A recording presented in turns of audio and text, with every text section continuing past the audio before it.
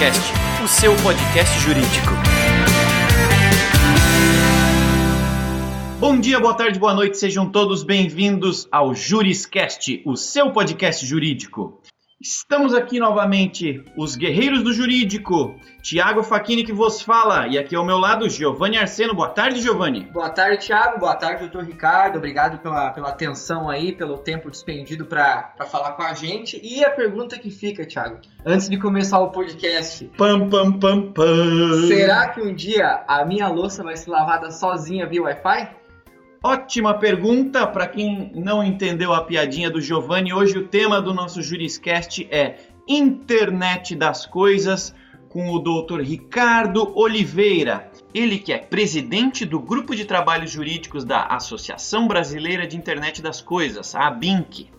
Atua há quase 10 anos na área jurídica e é sócio do escritório Cotes Advogados, um escritório especializado em cyberlaw, tecnologia da informação e e-commerce, ou seja, direito dos negócios digitais. Ele também é professor universitário de Direito aplicado aos negócios digitais em cursos de MBA e coautor do livro Marco Civil Regulatório da Internet, publicado pela editora Atlas em 2014. Então, depois dessa belíssima apresentação e desse extenso currículo, queria agradecer e dar as boas-vindas ao Dr. Ricardo. Seja muito bem-vindo, seja ovacionado pela nossa audiência, seja bem-vindo ao Juriscast. Obrigado pela apresentação, obrigado pelas gentis palavras. É um prazer estar aqui com vocês. Eu espero poder agregar aí aos nossos ouvintes mais conhecimento em relação à internet das coisas. Legal. Para quem está ouvindo o Juriscast pela primeira vez, esse e todos os demais episódios do Juriscast estão disponíveis no YouTube, no iTunes, no SoundCloud. Então, qualquer local que você pesquise, em qualquer dispositivo e a qualquer momento, todo o nosso conhecimento jurídico para você se tornar um profissional ainda mais completo está disponível para você, ok? Bom, vamos entrar logo no assunto, vamos detalhar um pouquinho desse negócio chamado Internet das Coisas. Giovanni, você tem dúvidas sobre isso? Olha, eu acho que virou um costume aqui do nosso programa, né? Sempre começar pelo conceito da coisa, né? Que é como a gente trabalha com temas meio inéditos, assim, temas que não tem muito conteúdo na internet falando sobre. E a nossa audiência é formada por advogados, estudantes de direito e pessoas que trabalham nas mais diversas áreas, então nem sempre elas têm uma familiaridade com determinados temas, então vamos lá. Sim, então, por exemplo, internet das coisas, né? A primeira coisa que me leva a pensar são objetos, né? Objetos conectados à internet, um copo conectado à internet, o funcionamento de um micro-ondas conectado à internet. Para mim, esse é o meu superficial conhecimento, né? Então eu gostaria que o doutor Ricardo, por gentileza, conceituasse para nós, afinal, acho que é um bom primeiro passo do assunto, o que é a internet das coisas. Bacana. Bom, internet das coisas a gente tem chamado, na verdade, é o arranjo técnico que permite com que aparelhos, dispositivos diversos se comuniquem uns com os outros e também com grandes bancos de dados. Isso por meio da internet. Por isso que nós chamamos de internet das coisas. É cada coisa, e aí no sentido mais amplo possível, né? Não apenas mais só o smartphone ou notebook, mas as coisas em geral, podendo acessar a internet, trocando informações e recolhendo informações, tanto com os bancos de dados quanto com outras coisas, por assim dizer. Legal, show de bola. Então, é uma conexão de coisas, né? Quando a gente fala internet das coisas, então a gente não está falando só de dispositivos, mas do que dispositivos conseguem oferecer através de interfaces, né, que unem a internet e os usuários, algo assim. Exatamente. Vamos pensar sobre os dispositivos atuais, né? Então a gente está acostumado a estar conectado à internet pelo telefone, né, pelo notebook, pela unidade de trabalho, né, pelo computador. Mas agora pensa numa geladeira, né, conectada à internet, né, vinculada a um banco de dados, né, onde ela pode, por exemplo, fazer o pedido da cerveja que acabou, né, e que não vai ter no final de semana. Então ela adianta um pedido para você, né, de uma coisa que talvez você esqueça, né, não que você esqueça desse tema, mas você pode esquecer e a geladeira avisa. Então, assim, a geladeira poderia ser uma coisa dentro da internet das coisas e que recolhe informações, né, e passa essas informações adiante. Quem vai receber essas informações? Estou dando um exemplo muito simplório, tá, da geladeira. Sim. Mas quem vai receber? O supermercado pode receber, o atacadista pode receber, o transportador pode receber as mesmas informações que a sua geladeira está recolhendo. Então, Legal. imagina isso em larguíssima escala, né? Nós temos informações, por exemplo, que no Japão, né, numa casa do futuro, chamada dessa forma, né, casa do futuro, da cama que consegue verificar os seus batimentos cardíacos e te dá um feedback no final da sua noite de sono, né, de como foi que você descansou, se você está bem, se você não está, que tipo de vitamina você precisa tomar, né, porque ela consegue fazer um raio-x, de certa forma, da sua condição de saúde. Isso falando do ponto de vista do consumidor, da casa, né, da pessoa física. Mas a gente ainda tem a aplicação da internet das coisas da forma mais ampla que a gente pode imaginar, tanto na agricultura, na indústria, né, no comércio, não só para o consumidor, mas também o B2B. Né? Então, as possibilidades são ilimitadas. Mas tudo isso é através de uma conexão à internet. Qual que é a diferença disso da automação, né, por assim dizer? A gente está acostumado com a automação. Vamos pensar no exemplo, eu dei esse exemplo em um artigo. Vamos pensar no exemplo de uma escada rolante de shopping. Tá. Então, atualmente a gente está acostumado, né, a perceber que se não tem ninguém transitando pela escada rolante, ela diminui o ritmo dela, né, para poupar energia. Isso é normal, isso é automação. Ela não está transmitindo nenhum tipo de informação para ninguém, né, só está poupando energia. Agora imagina que essa mesma escada rolante ela possa determinar qual é a altura média de cada pessoa que passa por ela. Se a gente pudesse definir isso, a gente poderia também estimar, né, quantas crianças eu tenho em cada um dos pisos. Né? Isso seria interessante para os lojistas? Né? Seria interessante para as vitrines virtuais ou eletrônicas? Se eu sei que um público grande é composto de crianças, ou é composto de adultos, ou é composto de, até em relação à idade, se fosse possível, e é possível, né? Se a gente consegue mapear isso, a gente consegue otimizar a oferta de produtos e serviços dentro de um shopping center. Então, olha só como uma escada rolante simples pode ter duas funções, uma voltada para a automação propriamente dita e outra voltada para a internet das coisas. E a escada rolante pode ser uma coisa como as outras. Só uma dúvida aqui, doutor Ricardo. Do ponto de vista semântico, né? Talvez seja uma diferença, talvez sejam duas palavras diferentes, mas queiram dizer a mesma coisa, assim. Internet das coisas e inteligência artificial conversam? Como que, assim, essas duas palavras têm a ver mesmo? Tem a ver, sim. A coisa dentro da internet das coisas, né? Ela pode ter níveis de programação, por assim dizer, né? Até chegar ao que a gente pode chamar de inteligência artificial. Então, o dispositivo ele pode ter capacidades diferentes de processar os dados, né? E também de saber quais dados processar e quais dados recolher. Quanto mais apurado ele a gente pode dizer que ele tem uma inteligência maior de programação. Então, a gente pode entender que a inteligência artificial sim uma ferramenta, pode ser uma ferramenta dentro da internet das coisas para otimizar ainda mais a inteligência da coisa em si. Entendi. Então é um complemento, não é exatamente a mesma coisa, assim. Sim, é um complemento, não é a mesma coisa. Legal, doutor. E no começo, quando a gente começou a falar sobre a internet das coisas, começaram a aparecer previsões, né, de que, como o Giovanni brincou no início do nosso papo aqui, que tudo seria internetizado, digamos assim, tudo seria atrelado a algum tipo de relação com a internet para entregar algum tipo de benefício. E apareceram algumas previsões até exageradas logo nesse início, mas que ao longo do tempo elas foram se ficando mais contidas, digamos assim. Talvez a empolgação tenha passado, não sei. Em 2010, por exemplo, a Ericsson previa que até 2020 50 bilhões de aparelhos estariam conectados com a internet e recentemente, agora em 2016, ela recuou essa previsão para 30 bilhões. A IBM, a Gartner fizeram estimativas que acompanharam essa mesma previsão, esse mesmo humor, né? Talvez essa mesma empolgação ou desempolgação. Na tua visão, isso foi só o quê? Uma empolgação inicial? Talvez tenha sido um aprendizado do mercado para com a capacidade real da internet das coisas? Ou talvez isso demonstre uma desconfiança do mercado ou é um movimento natural? Como é que você vê essa situação? Eu entendo que seja uma desconfiança do mercado, tá?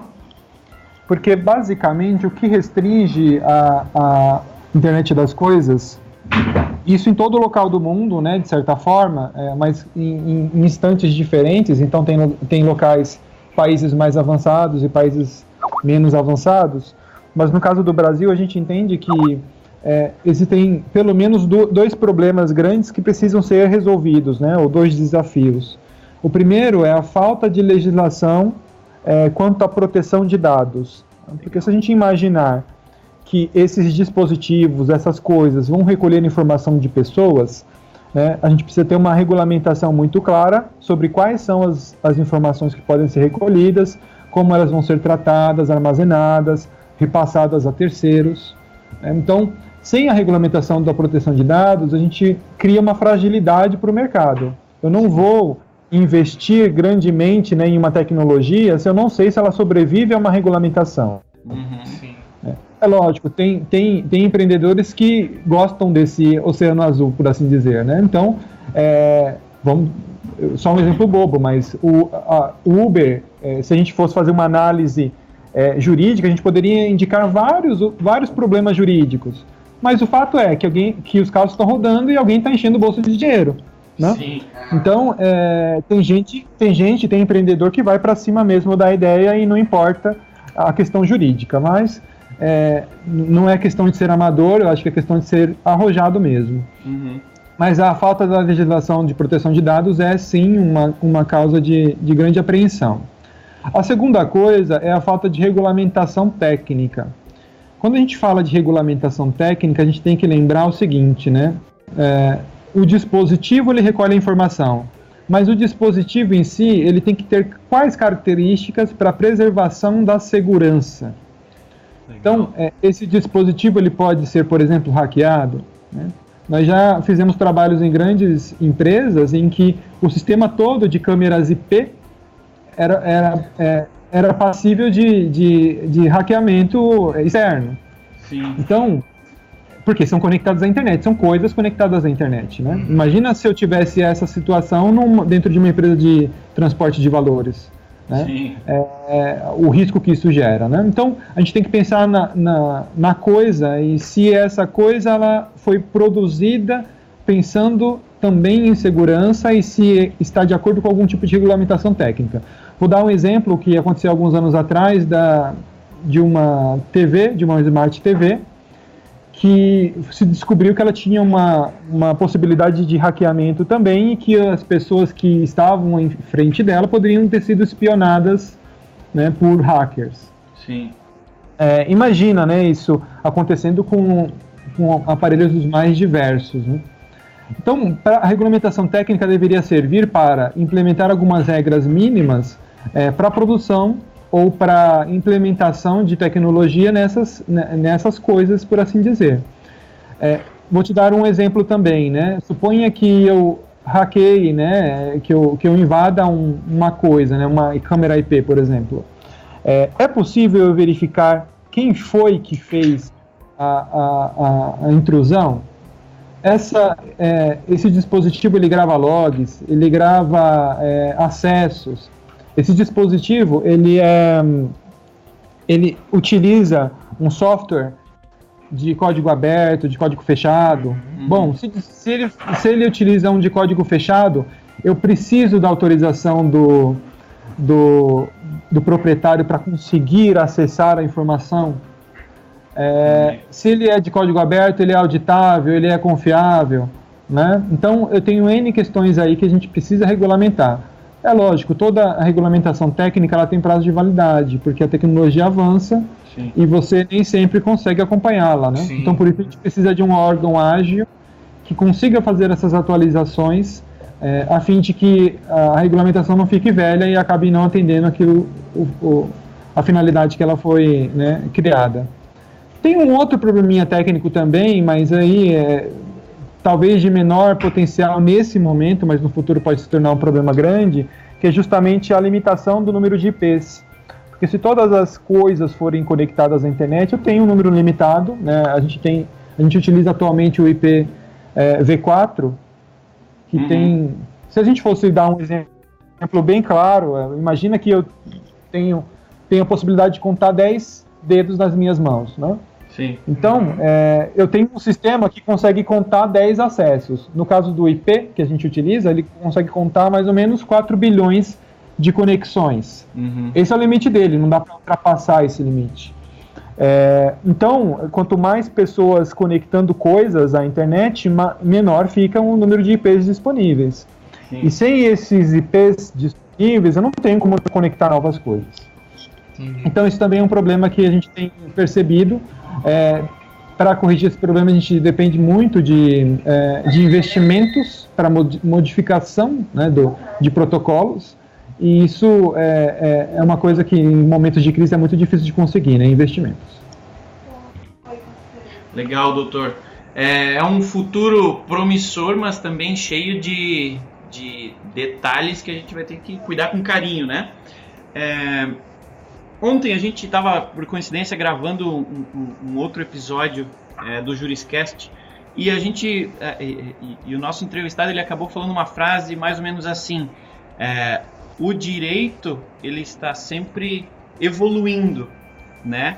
Então o Giovanni estava anotando aqui na folhinha dele aqui com relação a isso, eu também fiz essa associação, considerando que a gente tem essas barreiras, digamos que jurídicas aí, culturais para evoluir.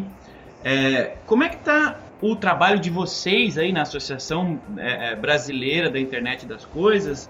E como é que está esse panorama brasileiro dessa regulação? Ela tem avançado? Como é que estão as discussões? Como é que, para um outro advogado ou para alguém que quer se inserir nesse meio ou que planeja investir, né, como você falou, desenvolver uma tecnologia, desenvolver uma empresa baseada em alguma coisa que se conecte nesse ramo de atividade atrelado à internet das coisas, como é que as coisas estão andando para os profissionais que vão transitar por essa área? A gente está evoluindo? Eu até quero fazer um complemento dessa pergunta, doutor, antes, que o doutor citou o Uber, né, que o doutor falou, a gente precisa em campos assim novos, a gente precisa de empreendedores arrojados. Eu queria saber se iniciativas arrojadas, como foi o Uber um exemplo, se elas aceleram esse processo, né, do direito evoluir em temas como a internet das coisas, por exemplo. Ok, só fazendo uma pequena correção, na realidade eu sou líder, né, ou presidente de um grupo de trabalho dentro da Associação Brasileira de Internet das Coisas, tá? Eles têm outros grupos, tá? Eles têm outros grupos de pesquisa em outras áreas, mas a gente trabalha basicamente na área de jurídica, né, da questão jurídica da Internet das Coisas. Olha, existem muitas pessoas trabalhando nesse sentido, não só dentro da ABINC, né, mas também dentro de outros setores, outras associações, porque a indústria ela sente essa necessidade, né, de superar esses desafios que a gente mencionou na última pergunta. E sim, a gente tem um movimento grande para discutir a legislação. Nós já temos aí projetos de lei versando sobre proteção de dados. Esses projetos de lei, eles já estão contando, sim, com a participação, pelo menos de uma parcela do mercado, para tentar aí equilibrar os interesses que a gente tem sobre qualquer legislação, né? Sim. Então, existe interesse sempre da última ponta, né, de quem é afetado, existe interesse de quem vai operar aquilo e existe interesse também, inclusive, do governo. Então, existe, sim, um movimento. Dentro da área jurídica, a gente encontra, isso eu acho que toda vez que a gente fala de tecnologia, a gente encontra muito menos advogados aptos a atuar nesse sentido, né? E a internet das coisas é assim uma inovação que vai ter que começar a fazer parte aí da vida desses advogados, né? desses novos operadores do direito. Eu não sei se eu respondi toda a sua pergunta. Sim. A gente gostaria de saber se isso está evoluindo. A minha próxima pergunta era justamente considerando legislação, ou no mínimo o avanço da discussão jurídica sobre o tema, né? Quais são países, ou quem são empresas, ou grupos que têm lidado, puxado, ou melhor, evoluído as discussões a respeito desse tema, né? Então, se a gente for pensar quem que a gente deve seguir com relação a esse tema para a gente acelerar esse processo e se considerar maduro ou amadurecer mais rápido na parte jurídica, né, da internet das coisas. Tá. Eu posso te dizer que o mundo ele está dividido basicamente em dois grandes modelos, tá? Quando a gente pensa em internet das coisas e quando a gente pensa em proteção de dados, que é uma coisa mais talvez a mais urgente dentro dessa questão de internet, a gente tem visto dois modelos distintos, né? Um modelo norte-americano e um modelo europeu. O norte-americano muito mais liberal, né? O europeu muito mais cauteloso, muito mais conservador, de certa forma, num sentido bom, tá? Conservador no sentido de ele quer mais garantias, quer mais transparência, né? Então, a gente pode até verificar que grandes empresas que trabalham com informação, quando chegam no terreno europeu, eles têm muito mais dificuldade, né? Então, a gente pode citar aqui Google, pode citar Facebook, né? São duas empresas que têm problemas na Europa, né? E muitas vezes são até multadas por conta da coleta indevida de informações. Né? Informações que ela não tem autorização do usuário para recolher. Então a gente tem assim dois modelos, só que esses modelos eles também são modelos de certa forma políticos. Então a gente sabe o caráter político dos Estados Unidos, por exemplo, né? Então a gente sabe que eles sempre vão pender por uma coisa mais liberal. Então, dependendo do nosso cenário também político interno, que a gente vai optar aí por um modelo ou outro, ou quem sabe até um meio termo entre os dois. Essa é uma pergunta que eu ia fazer em seguida para o doutor, se com o cenário atual da internet das coisas aqui no Brasil, para qual modelo você acha que o Brasil está apontando mais, assim, pro europeu ou pro americano? Olha, eu vou citar governos, tá? Porque eu acho que vale a pena só para fazer essa distinção, né? Sim. Eu lembro que a gente deu uma palestra sobre proteção na época que era anteprojeto, ele nem era projeto ainda, ele era anteprojeto de lei de proteção de dados. Isso foi durante o governo do PT, né?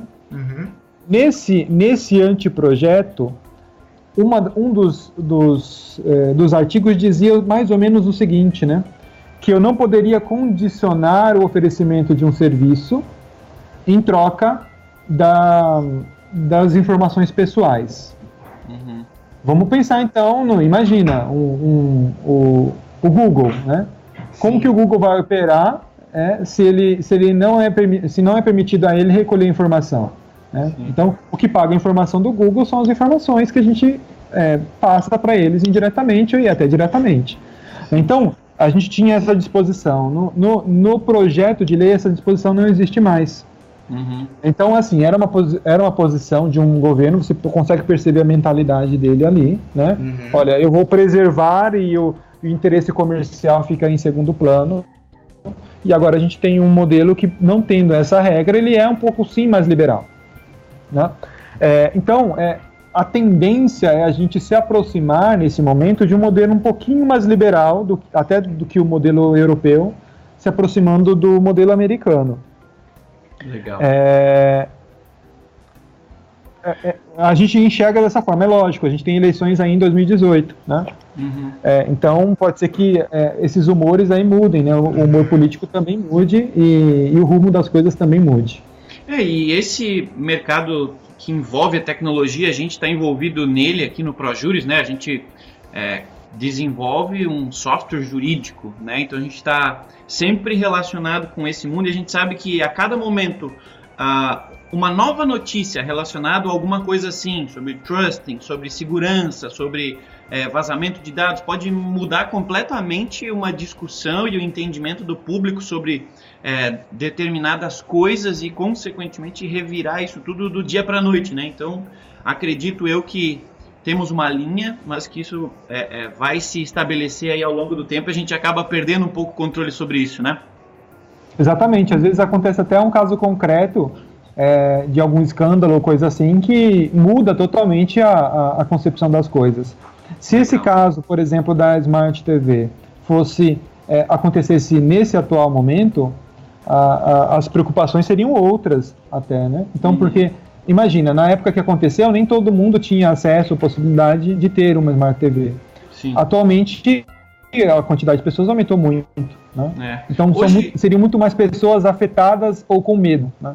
E o medo aí é um grande combustível para operar mudanças, tanto políticas quanto legislativas. Sim, de lá para cá, até bastante recentemente, o Google criou uma assistente digital, a própria Apple tem uma assistente digital, a Amazon tem uma assistente digital, onde você chega em casa, você conversa com ela, ela pode já, de fato, com base no que ela ouve na tua casa, o que ela percebe, ela já disparar alguns tipos de pedidos, alguns tipos de solicitações, de iluminação, pedidos de compra, no caso da Amazon, né? Então, assim, o modelo americano, né, pelo menos as empresas americanas têm investido nisso ainda. Então, na minha visão, acredito que seja um futuro bastante promissor para a tecnologia como um todo. Obviamente, ainda faltando muito sobre legislação, né, em especial no Brasil. Mas, deixando um pouquinho de lado essa perspectiva de consumidor, usuário da internet, né, a gente obviamente atrela a internet das coisas a coisas, né? Então, como você falou, a TV, a Smart TV conectada e captando dados para poder fornecer uma experiência melhor ou mais personalizada, a geladeira captando dados, lendo, né, sensores lendo o que ela pode ler a fim de oferecer um adiantamento de tempo ou, de novo, uma experiência mais personalizada de acordo com o usuário que vai utilizar essa coisa, né, que é a geladeira em si. A gente, obviamente, por estar aqui inserido no ProJuris, né, a gente não pode deixar de fazer essa pergunta para você também, que é o especialista. Como você entende que a internet das coisas, e se a internet das coisas, na sua visão, pode de fato impactar o dia a dia do advogado, né? E se esse impacto ele se restringe a uma nova área de atuação, né? O advogado ele vai poder agora trabalhar com isso, né? Virar um especialista em direito digital, direitos, né, da internet das coisas e tudo mais. Ou se é possível que o advento da internet das coisas possa revolucionar o próprio dia a dia dentro de um escritório de advocacia. Será que algo lá vai mudar? Quem sabe o jurídico das empresas também, na sua opinião, vai ser revolucionado ou vai ser impactado por isso? Em resumo, quais as mudanças práticas que você visualiza no futuro pro profissional jurídico com base nas inovações e alterações de cotidiano que a internet das coisas podem trazer e, dependendo delas, se você acha que dá para botar um prazo nisso, qual é a tua visão sobre esse futuro pro profissional jurídico?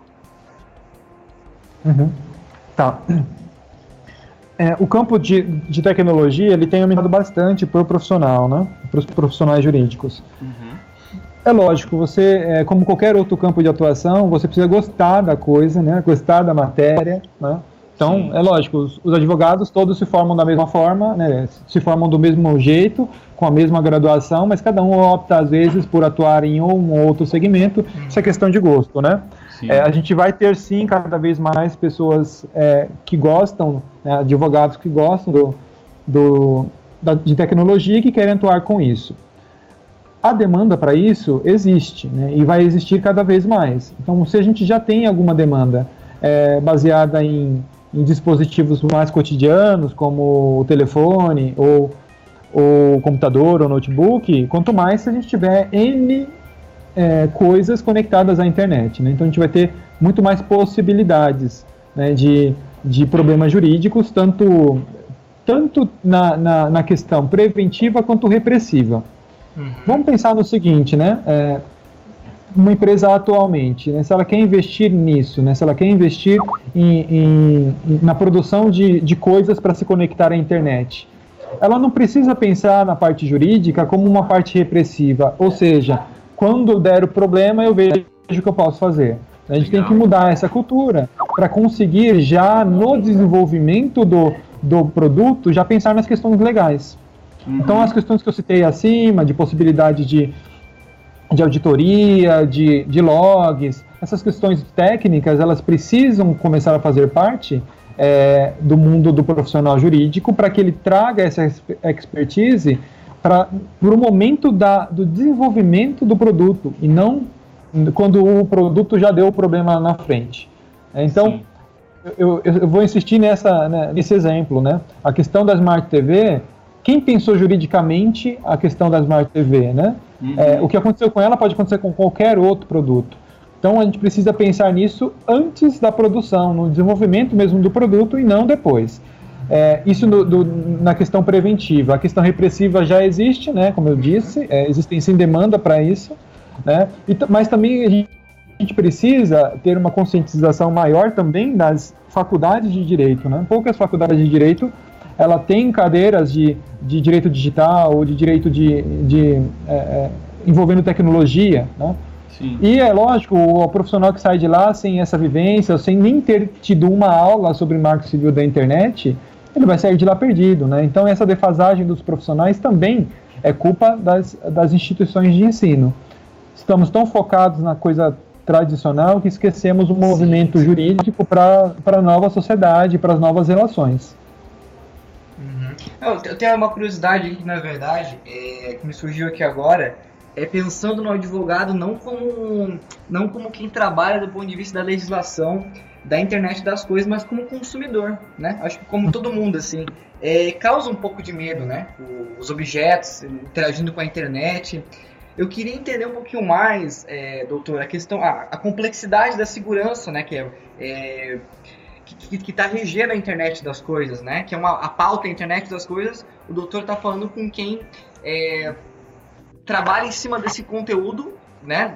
Na defesa da internet das coisas, mas e para o consumidor? Como que ele pode ter a segurança de que algo realmente não vai pegar as informações dele e doar, alguma coisa assim? A primeira coisa que a gente tem que começar a fazer, que a gente não faz normalmente, é ler os termos de uso. Eu sabia que vocês iriam rir. Eu sabia porque ninguém lê termo de uso. Juridicamente falando, o termo de uso é o contrato que aquela empresa tem com você. Certo. É isso. Né? E nós, é lógico, nós atuamos tanto do ponto de vista da empresa quanto do ponto de vista do consumidor. Sim. Lógico, sim. Mas olha só que desculpa esfarrapada eu dou quando eu estou falando do consumidor. Eu vou falar para o juiz que ele não leu. Certo. Porque ele não leu. Né? E aí o juiz ele poderia até, se quisesse, dar uma bronca no consumidor, né? Mas você não quer nem ler, nem ter esse trabalho de ler um contrato que está sendo fechado com você. Então a gente não faz isso com outros tipos de contrato. Eu não vou fechar um contrato de uma locação sem ler o contrato de locação. Né? Eu não vou fechar um contrato de uma compra de um financiamento, né? Sem ler o contrato. Então é que a gente não dá o valor devido para as nossas informações. Dando o valor devido, a gente vai começar a ler os termos de uso. Aí vai acontecer o seguinte, a gente vai começar a ler nos termos de uso coisas absurdas. Sim. Né? Eu posso pegar todas as informações suas e passar para quem eu quiser. Bom, isso não é viável. Então eu vou ter que começar também a frear o meu ímpeto, por assim dizer, de consumo, né? Não de consumo só de compra de produtos, mas também de acesso a serviços. Vamos pensar no seguinte, né? Poxa, hoje o WhatsApp, ele é essencial para a vida humana, por assim dizer. E quando se suspende a utilização do WhatsApp, né, parece que o mundo vai acabar. Essa é uma pergunta capciosa, que eu responder assim. Mas se a gente fosse pensar friamente, se no termo de uso do WhatsApp tiver lá cláusulas que você, como consumidor, não concorda, parece justo que você aceite mesmo assim, né, e utilize para depois, um dia, entrar com uma ação falando que não estava de acordo. Faz sentido ou não, né? Então, por isso que vale a pena a gente ter a legislação. Porque se na legislação estiver estabelecendo uma regra, né, o termo de uso ele pode ser ilegal. Atualmente eu não tenho muito condição de afirmar isso. Né? Sem legislação específica eu não posso dizer, olha, isso daqui é totalmente absurdo, eu vou aceitar, mas eu não vou cumprir porque não está na lei. Né? A lei proíbe que você faça isso. Sim. Então, do ponto de vista do consumidor, acho que a gente tem que começar a mudar a cultura, né, do consumo no Brasil. Essa questão de sempre sermos os socorridos pelo Poder Judiciário, né, deixou a gente mal acostumado nesse sentido. Só que, olha só, se você pega a sociedade no Brasil há 50 anos atrás e hoje, quantas pessoas mais têm curso superior, né? Quantas pessoas mais têm instrução avançada, né? E as relações de consumo modificaram durante esse período, né? Se modificaram para tornar o consumidor mais mal acostumado do que um consumidor consciente. Né? A gente não tem vantagens em criar uma sociedade de consumidores inconsequentes, né? A gente vai ter vantagens de construir uma sociedade com melhores consumidores, porque eles sabem o que vão consumir e os impactos disso. Né? Sim, falando nesse impacto, apenas uma curiosidade, talvez nem tão curiosa e muito menos feliz para a gente. Eu li ao longo dessa semana que uma empresa de roteadores Wi-Fi de internet nos Estados Unidos fez um experimento justamente com relação a esse tema, a respeito de quão interessados os usuários são nos termos de uso, né? Quantos deles leem os termos de uso.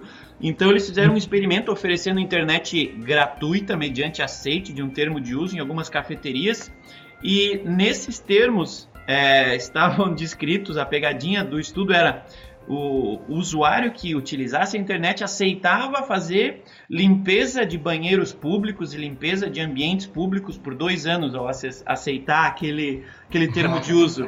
Né? Então, mais de 20 mil pessoas aceitaram aqueles termos de uso, provavelmente sem ler, em troca de alguns minutos de internet gratuita. Isso nos Estados Unidos, o que comprova que é, de fato, o principal, acho que, problema no momento, em especial por aqui, né?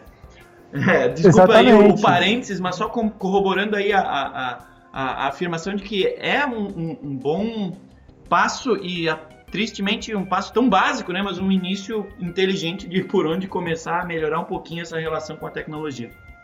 Exatamente, se você tem uma quantidade grande de consumidores conscientes, a indústria ela depende de consumidores, né? Então é lógico que os modelos de negócio vão mudar, né? Se houver pressão para que isso aconteça, né?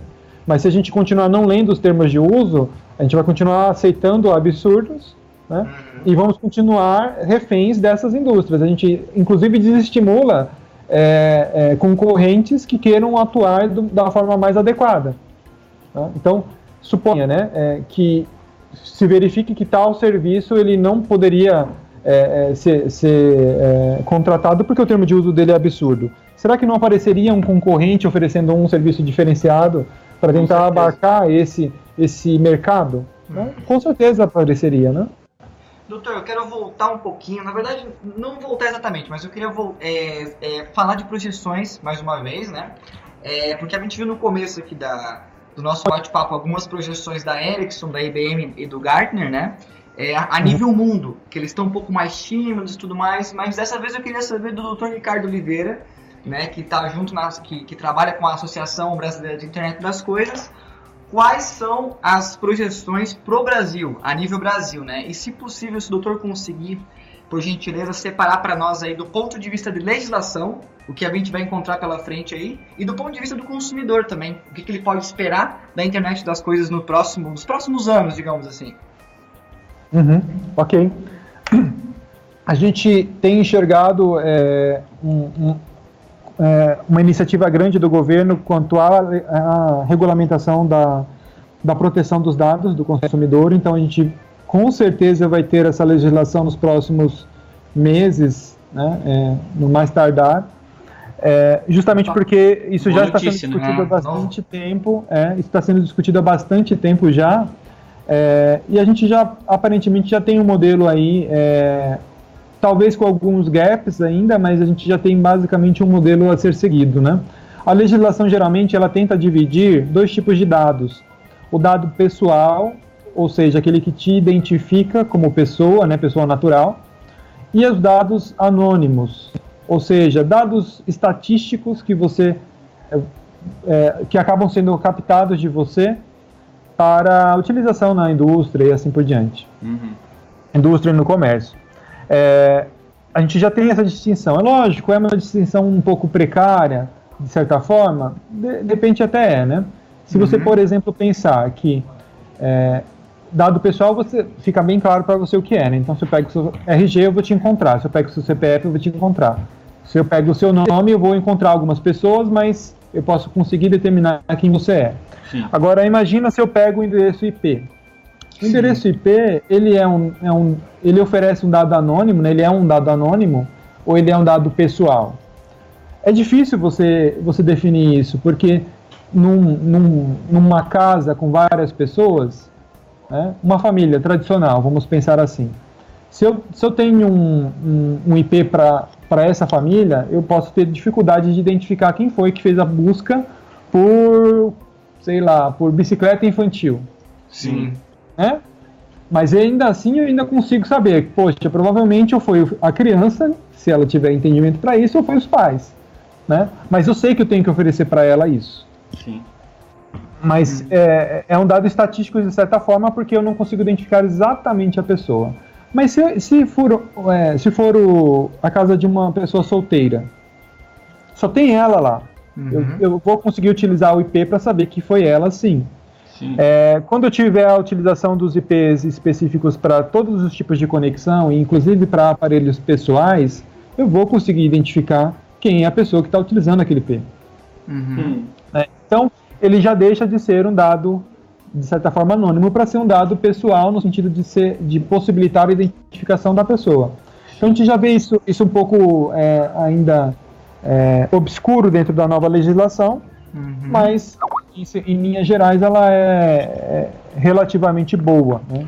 Relativamente boa. A questão técnica, a gente tem encontrado um pouco mais de atraso, né? A gente não tem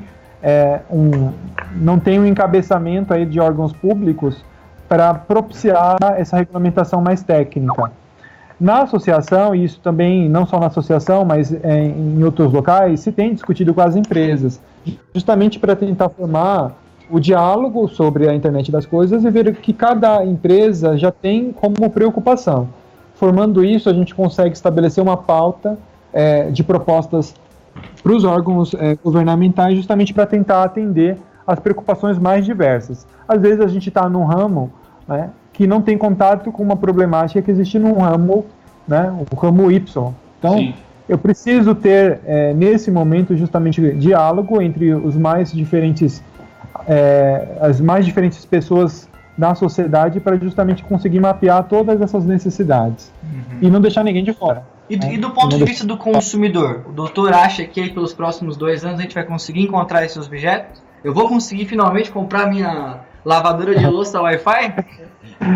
Eu acho que você já consegue fazer, você já consegue ter conexão em diversos aparelhos, tá? E eu acho que isso vai só ampliar, sim. Principalmente para aparelhos mais caros, né? Porque é tecnologia, inovação, vai ser caro, né? Mas assim, a gente já vai ter geladeiras, né? A gente já vai ter mais possibilidades, né? Mais pessoas vão ter acesso a geladeiras, a Smart TVs, a câmeras IP em casa, né? Para regular tudo que você quer saber, o que está acontecendo dentro da sua casa. Você já vai ter... E aí são N possibilidades, né? De serviços e produtos que podem melhorar a sua vida no cotidiano.